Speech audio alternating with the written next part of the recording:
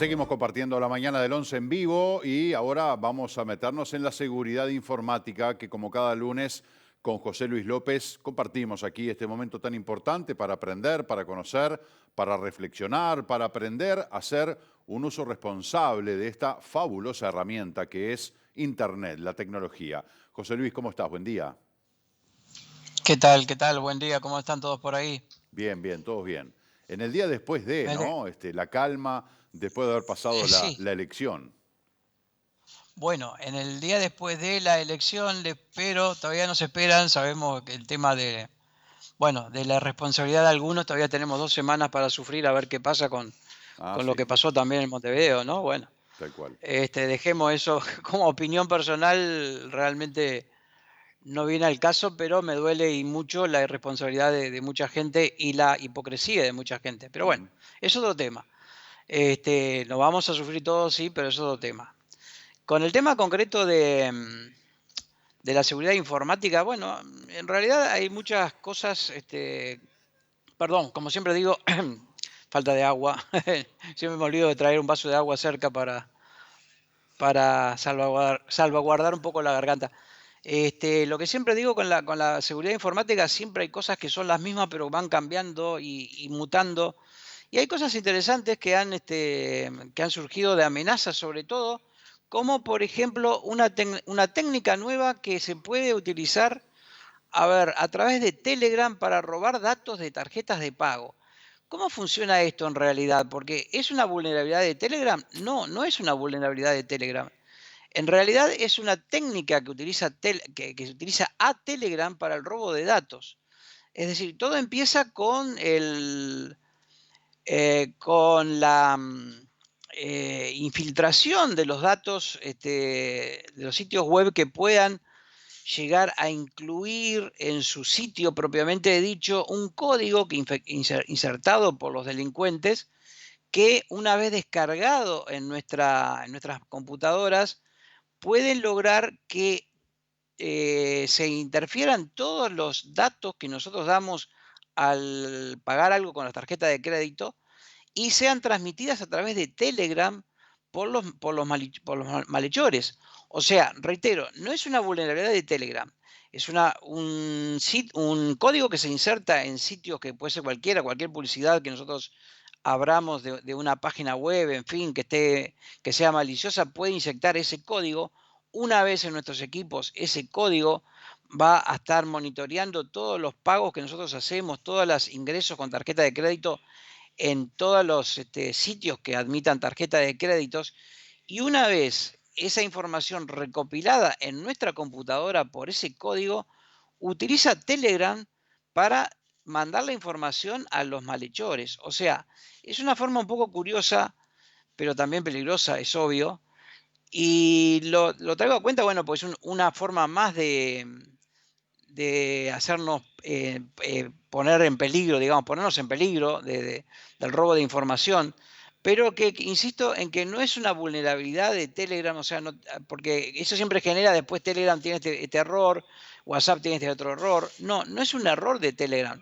En realidad Telegram está enviando información de acuerdo a lo que nosotros lo configuremos como cualquier otro usuario en la red, con la sencilla diferencia de que no los estamos sabiendo que está enviando esa información, que el malhechor está usando esa información para mandar los datos robados a su propio sitio, digamos, para recopilarlos y demás. ¿Cuál es la advertencia en todo esto? Bueno, hay que tener en cuenta que siempre el principio de todo este tipo de ataque es el inicio, está en abrir archivos o enlaces que no hemos solicitado, que tienen ganchos para poder infectarnos o inyectarnos un código malicioso, pero siempre apelando a la curiosidad. O sea, una publicidad, un enlace, mira esto que es fabuloso, pasó esto en tal lado.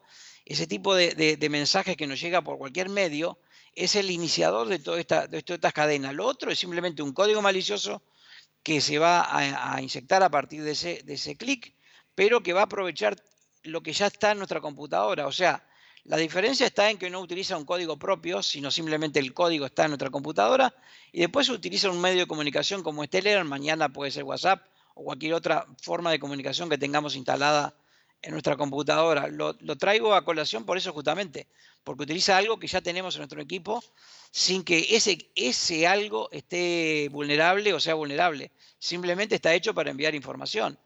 Al respecto, con eso de abrir cualquier cosa que nos llega, hay otro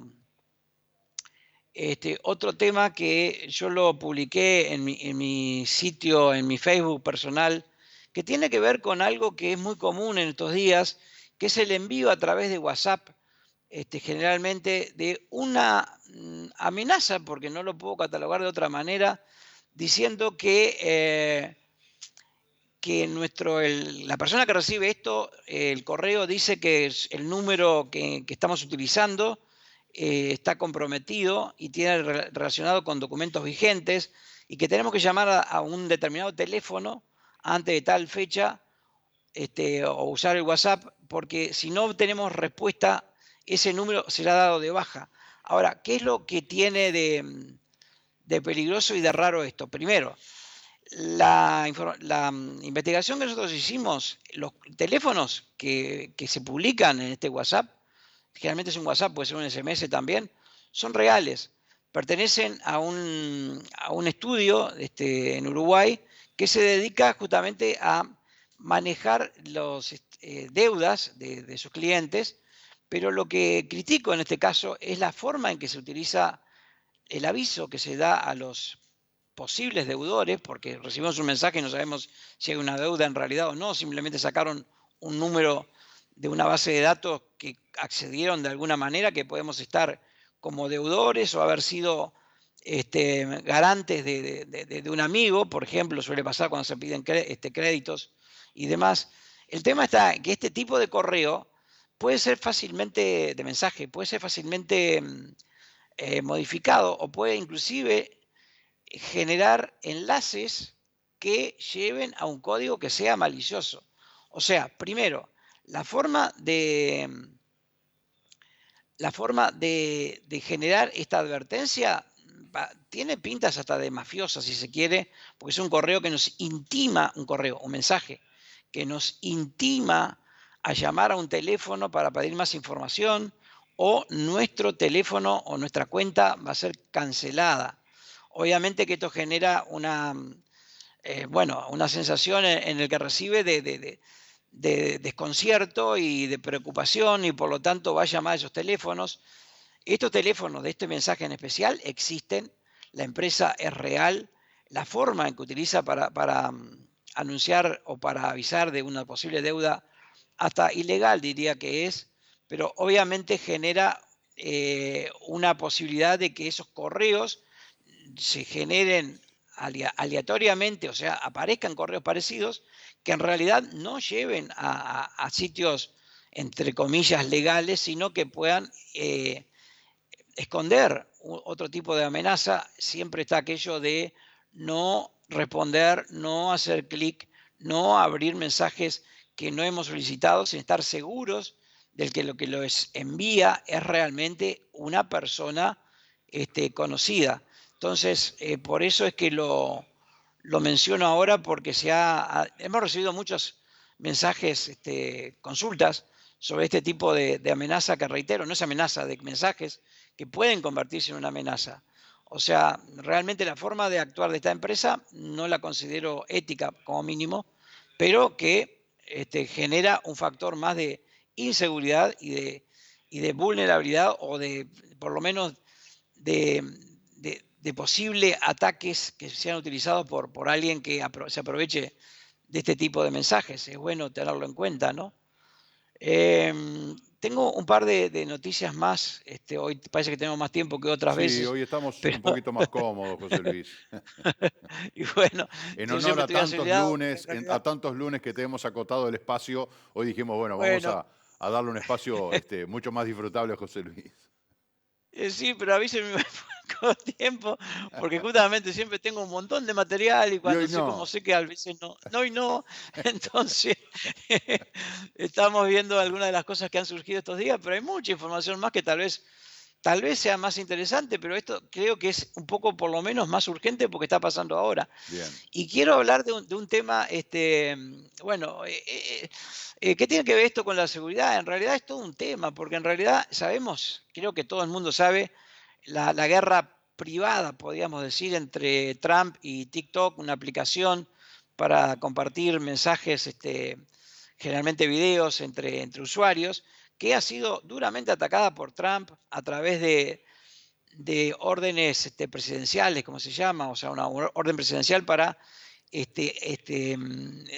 directamente impedir que se distribuya en Estados Unidos.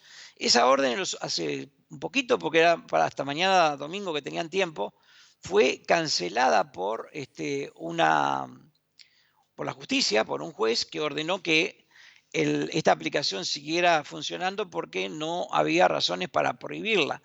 ¿Cuál es la razón por la que Trump quiere prohibir esto? Bueno, ¿cuál es la razón? Es un poco difícil porque nunca vamos a saber qué hay atrás de esa mente brillante que es Donald Trump, pero en realidad hay todo un trasfondo que sí nos involucra a nosotros en seguridad y en usuarios de Internet, que es la guerra que existe entre Estados Unidos y China a través de este tipo de aplicaciones. Para Trump, este tipo de aplicaciones está robando información de los usuarios norteamericanos y en realidad, ya lo explicamos en otra charla, creo, en realidad la información que se transmite es la misma que podemos estar transmitiendo al usar Facebook, al usar Twitter, al hacer búsqueda por Google. O sea, realmente es cómo funciona Internet.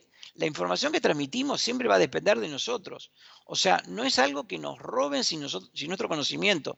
Simplemente que, como suele pasar, nadie lee la letra chica de las cosas que estamos este, autorizando compartir con el simple hecho de usar, por ejemplo, Facebook o Twitter. Y TikTok no tiene ninguna otra cosa diferente, ya se han hecho pruebas al respecto, pero tiene la mala suerte, entre comillas, de que su casa matriz es China.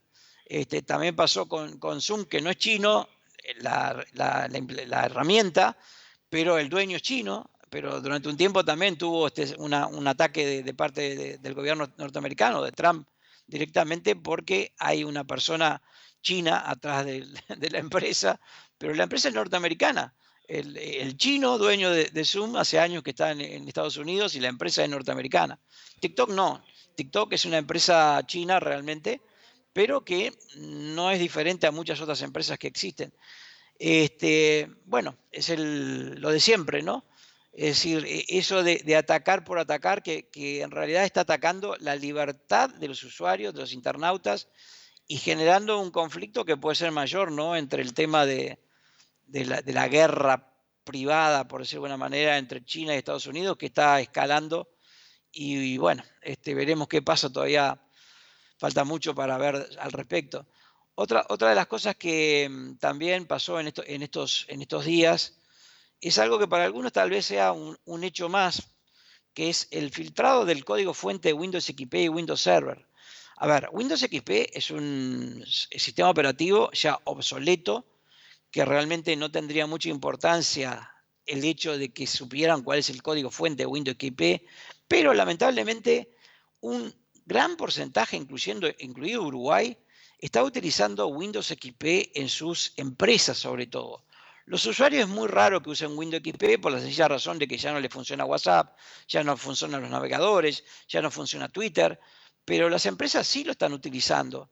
¿Y qué pasa que se haya filtrado el código fuente de esta herramienta? Lo que pasa es que de esta manera se puede conocer cómo funciona y encontrar agujeros de vulnerabilidad que no han sido parchados y no lo van a hacer porque Microsoft ya no le da soporte, pero que eso va a permitir crear herramientas que van a permitir rastrear dentro de las empresas para buscar máquinas que tengan Windows XP, que las hay, y a través de esas máquinas que generalmente están conectadas a la red de la empresa, van a poder infiltrarse en otros equipos y bueno, y generar muchas amenazas, como por ejemplo el robo de información o por ejemplo el filtrado de archivos, el caso de los famosos ataques de ransomware, por ejemplo, que son ataques que filtran o cifran la información, documentos, archivos y demás, impiden que los usuarios puedan acceder a esa información y además piden un rescate a través de una cantidad que se puede llegar a tener valores astronómicos en dólares, depende de la empresa, algunas lo pagan, pero obviamente pagar a un estafador no significa que van a recuperar esa información. Ahora, el problema con eso es que es la parte final de todo el plan de trabajo, digamos, del malhechor. O sea, si tiene acceso a un Windows XP, pues sabe cómo puede acceder sin que hoy día se detecte y inclusive las aplicaciones de seguridad que lo protejan no lo van a hacer hasta cierto punto porque van a utilizar, sabiendo cómo funciona Windows XP, cuál es su código fuente, pueden hacer, digamos, una entrada mucho más prolija dentro del sistema sin que se entere nadie. Y si esa máquina está conectada a la red, entonces van a poder acceder a toda la red o cualquier otra máquina de la red de forma, entre comillas, digo, legal, porque van a usar funciones del propio Windows, y a partir de ahí van a acceder a una empresa, a los datos de una empresa, y antes del acto final, que sería cifrar toda la información para pedir un rescate, el famoso ransomware, que es uno de los casos más comunes de ataques que sufren las empresas, antes de eso va a tener todo el tiempo del mundo para robar información.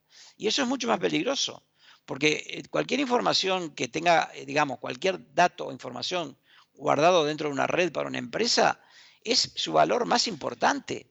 Es decir, cualquier empresa, chiquita o grande, la información hoy se valora, se cotiza mucho más que cualquier otro valor dentro de la propia empresa, inclusive el valor físico de la propia empresa, es decir, lo que salen sus oficinas, sus equipos, sus empleados, los datos y lo que funciona, con lo que hace que funcione una empresa. Y si existe la posibilidad de que un delincuente pueda acceder a esos datos sin que se entere nadie y robar información, bueno, habilita un montón de tipos de ataques, desde estafas, este, ¿cómo que se llama? Chantaje a una empresa porque hay informaciones que son críticas que pueden ser reveladas si no se hace un pago o si no se le brinda una cantidad de dinero extra, que es un chantaje realmente. Empresas grandes, bueno, está claro que es mucho más evidente.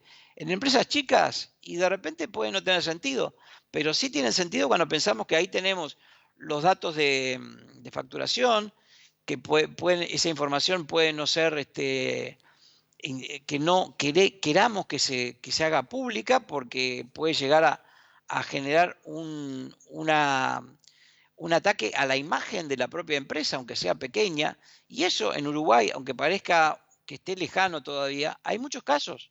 Hay muchos casos de una empresa que puede llegar a perder la información o que inclusive puedan surgir datos que después se usen en la justicia para otro tipo de demanda o como prueba de algún tipo de ataque o de actos. Por ejemplo, y parecerá loco lo que voy a decir, pero por ejemplo la famosa Operación Océano, Mm. que creo que todos saben lo que se trata, ¿no? Bueno, una cadena de, de ataques ataques sexuales, digamos, de delitos sexuales generados por la mayoría empresarios. Mucha de esa información está de hecho en los equipos personales y en los equipos de la empresa, porque a veces utilizas sin ningún cuidado los equipos de una empresa para intercambiar información. Y toda esa información son pruebas que se pueden utilizar en la justicia. De Sin hecho, duda, se están utilizando. O sin sea, no duda. estoy diciendo con esto, está bien Sí, sí. que esos datos se sepan, esas pruebas existan, pero a veces podemos caer en una trampa sin ser culpable porque Claro. se usó una máquina de una empresa para generar este tipo de contacto con menores, por ejemplo, para decirlo en el Sí, caso sí. concreto que estamos hablando. Es tal cual. Entonces, José Luis, sí, muy interesante todo, a pesar de que, bueno, tuvimos más tiempo y vos tenías otros temas por allí que siempre están pendientes, cosas que surgen, porque tenemos la ventaja en este ámbito, en esta temática, que surgen permanentemente informaciones y que cuando no hay nada emergente, siempre hay algo sobre lo que volver. La recomendación, las advertencias, de estar atentos, de cómo manejarnos, de la cantidad de cosas, las herramientas, las estafas que se pueden generar y que tenemos que estar siempre muy atentos. Pero bueno, así como te pasa a vos, también nos pasa a nosotros, de gente que nos manda cadenas para que nosotros también nos suscribamos y uno dice, pero a ver, ¿no se detuvieron un segundo a ver lo que vos me estás diciendo, que te es una cadena, una encuesta de tal marca? En ningún lugar está figurando la marca que vos decís. Es decir, cantidad de cosas que hemos aprendido contigo y que por lo tanto siempre es bueno reiterar y volver sobre ese tema porque además de que el público se renueva, hay que machacar y machacar para de alguna manera formar esa conciencia que es tan importante a la hora de usar Internet. Sí, un cachito para terminar. Acá en Uruguay, hace poquitos días, por ejemplo, hubo un caso, un caso judicial de una empresa que hizo, un empleado que demandó a la empresa porque no le pagaba una cifra que le debía por horas de trabajo que no había cumplido. Mejor dicho, que no le estaban pagando lo que había trabajado desde la casa, teletrabajo. Y por primera vez creo que en el usaron mundo Google. exactamente. Creo que por primera un caso que toma como referencia para la sentencia a favor de la empresa es los datos de uso de esta persona usando Google. Y Claro. eso es un referente, creo que a nivel mundial que se utiliza. Los datos de la que proporciona las redes de Internet para un juicio físico en este caso, una demanda de un empleado a la empresa. Ujú. Y eso es bueno tenerlo en cuenta porque tiene que ver con lo que estamos diciendo. Claro, No nos claro. damos cuenta toda la vida que estamos compartiendo a través de las redes sociales y entre ellos, bueno, toda esta información que deja un rastro y que sí puede servir para Y, el bien y para el mal, como siempre. y está el mensaje de aquellos que se creen vivos, que evidentemente siempre hay un vivo para otro vivo, ¿no? Y de que siempre hay alguien que va a estar un paso adelante y que siempre va a haber alguien que esté en otra historia, en fin. Los que nos creemos vivos con este tipo de cosas tenemos que aprender. José Luis, muchísimas Exacto. gracias por tu aporte de hoy. Bueno, cuídense como siempre y nos vemos la semana que viene. Gracias igualmente para vos. Nos vemos la semana que viene. Hacemos rápidamente la pausa y ya volvemos.